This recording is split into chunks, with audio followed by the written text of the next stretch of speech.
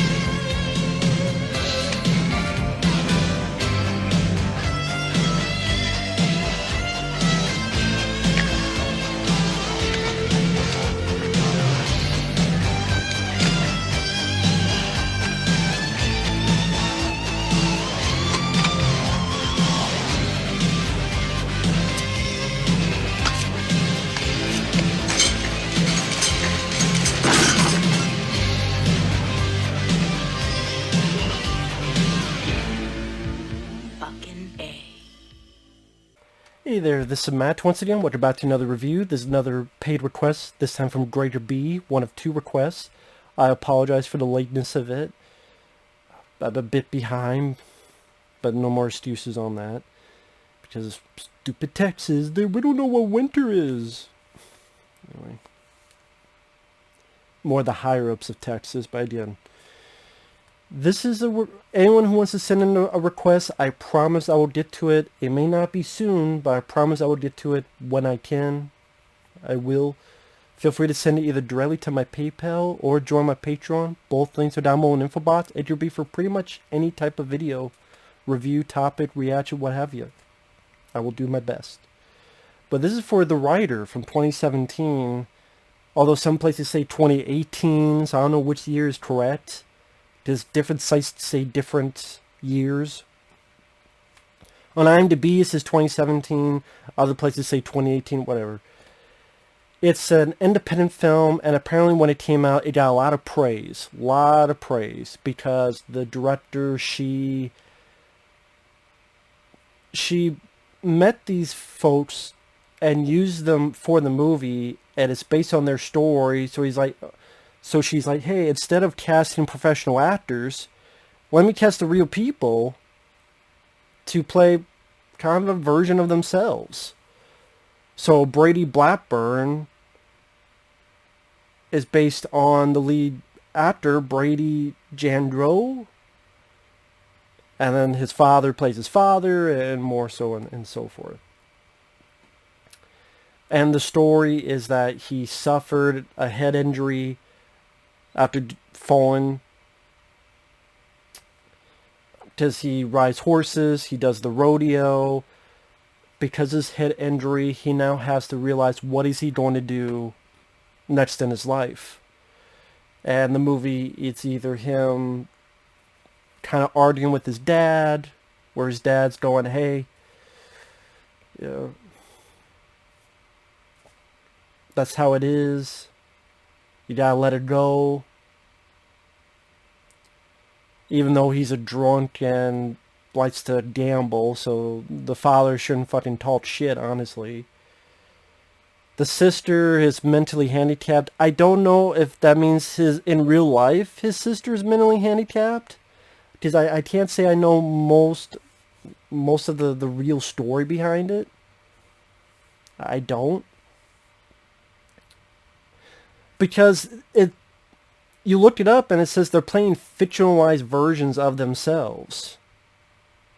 With like a different last name. Okay, if they're playing fictionalized versions of themselves, is his sister mentally handicapped in real life? Or is that part of the fictionalized version? I don't know 100%. But in the movie, he has a rodeo accident.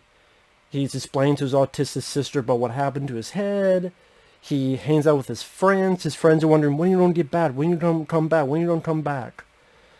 From time to time, he'll see his friend, who is another rider, who had a similar head injury, only he came off much, much worse. And the movie, I'm sorry, it wasn't for me. It wasn't for me. It's not because, well, you just want explosions and action. No, that's not always the case. Sorry. Give me 50 films similar to this. I can name a bunch that I enjoy. It's just with this film, I hate to say it, I think not using professional actors, most people said that was a positive. I thought that was a hindrance. Because a lot of people praise the lead guy. I don't see it. He's very soft-spoken. And almost to the point like he's almost mumbling his words. Yeah, I don't know, man.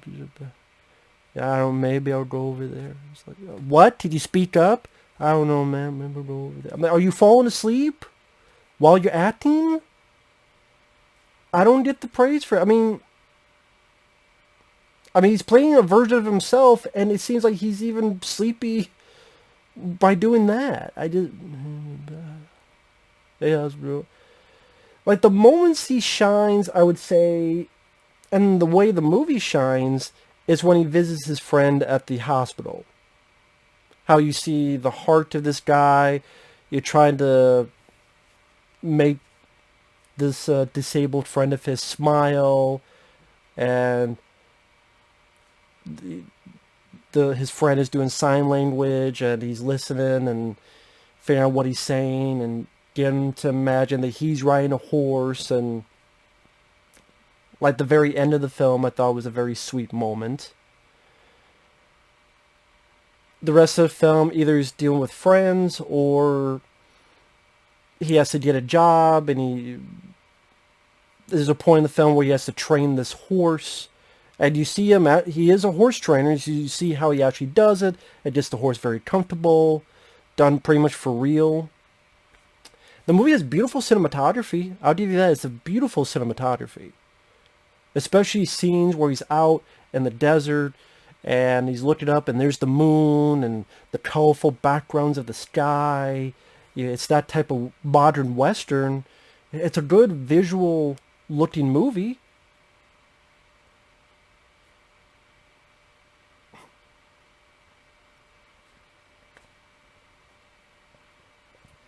But I can't think of much else to praise about it. It's very melancholy. It's fairly slow. It's fairly monotone. The non-professional actors, they're apparent of being non-professionals.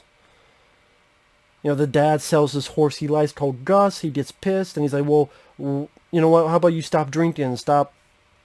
And the father kind of... whatever.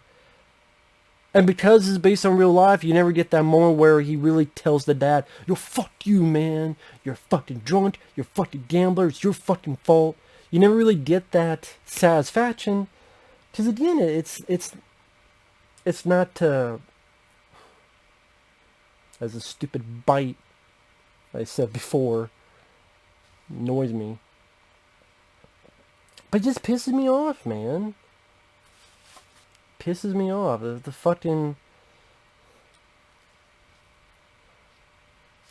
It's just like this bite pisses me off. I'm scratching it. As I'm scratching my head going, well, why do people praise this so much? I don't get it. I don't get it. I guess if you want a very... I guess it's supposed to be pontificating about the nature of man, and what are you going to do when you can't hold on to your dream, when your dream escapes your grasp, and what are you going to do for the future? But I don't think this guy really pulled it off that well. And I say the dad sells his horse. We see him taming this other horse. A guy gets him to buy Apollo. His dad kind of buys it for him, I guess, as an apology. I'm like, well, wait a minute. You sold one horse, but then 10 minutes later in the film, you're able to buy another horse. So I'm like, well, wait a minute, why is it that you sold one horse, but then 10 minutes later you're able to afford to buy another horse? Why didn't you just keep the first horse and then, oh, I sold this? Why didn't you sell that in the first place? Whatever. So the other horse he gets is Apollo. There's a point in the film where he has a seizure, he collapses. The doctor says, you cannot ride anymore. You can't do the rodeo thing anymore. You can't ride anymore. And pretty much, a few people saying you gotta let it go. Or him dealing with his autistic sister, which, this don't sound rude. She got on my nerves. So if she is really disabled, I apologize for that. But she got on my nerves. I'm sorry, she did. If she's really that way, she means well. I wish her the best of luck. I'm just saying, watching in the film, there's things she does. I'm sorry, I got annoyed by that, which I know is why I would not be right to work in the profession of dealing with someone who's mentally handicapped, because I'm not the right guy for it. I know it's mean to say, I'm just being honest. And I'm not trying to be rude. I'm not trying to sound like an asshole. She got on my nerves. I'm sorry. I don't know how else to say it. And it's like, oh, can we move on from her? Can we concentrate more on this guy?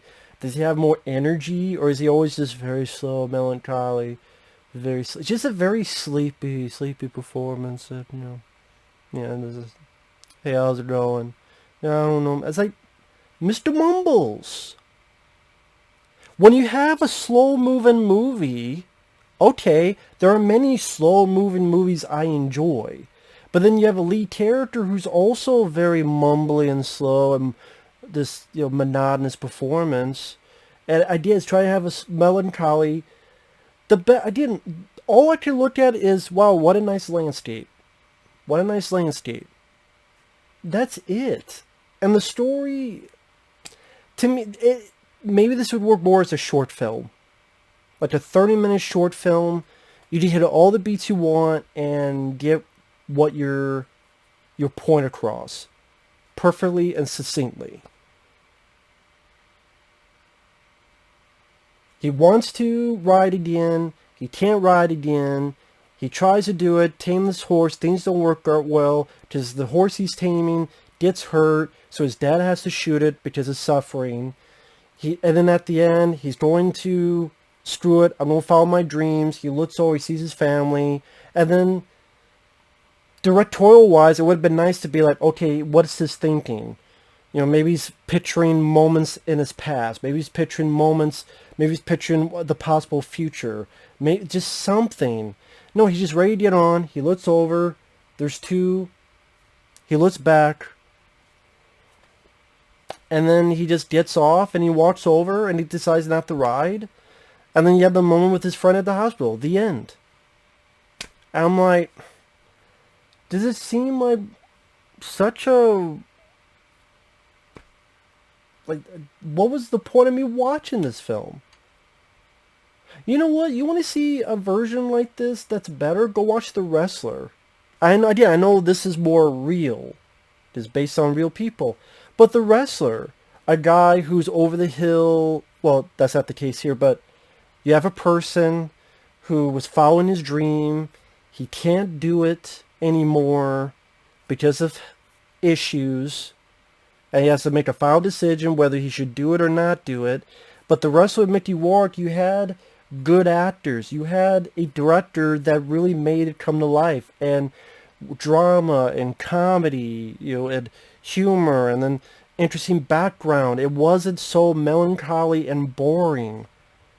Like The Wrestler got the same ideas across among many other films you can mention. But that one, to me, is a much more satisfying movie-going experience. Here, it's just too slow and boring and melancholy for its own good. And I think the decision of using the real people in there, many people say that was a good thing. I disagree. I disagree. I don't think they could handle it. It's one thing in real life, it's another on a screen, and no disrespect to Brady Jandreau, no disrespect to his sister, his dad. At the end of the day, can I really sit here and go, I'm glad I heard their story? Not really. I'm sorry, I know that's rude, but I'm not going to fucking lie. Because a lot of people lie because of A, B, and C reasons. And whenever I say a movie's slow, people think I just want a Michael Bay movie. As if there's nothing in between. It's either A or Z. That's funny, there's a lot of other letters in the alphabet in between. A lot of other letters in the alphabet. A big spectrum of stuff. If you liked it, cool. I'm not here to tell you what to like or dislike. I'm just here to give my honest opinion. I'm guessing this is what people send in the paid requests to give my honest opinion. So the writer, there's many westerns I would rather watch. There's many stories like The Wrestler I would rather watch. There's plenty of stories of a person who has to give up on their dream and have to figure out how to deal with it in the real world. And then some.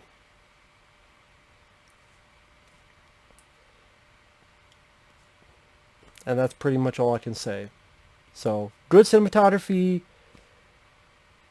Really not much else for me. I don't get the big praise of the critics. To each their own. You know, I don't mind the lighting in the film. I don't mind whether it be the inside. And like I said, the landscape. Props to that. It's not one of the worst films ever. No, it's just, I would never see this film again. I would never have saw this film in the first place. Just by the trailer, it didn't look appealing to me. But hey, could be surprised. I was not. So with that said, thanks for watching. Take care. We'll see you guys later. Bye-bye.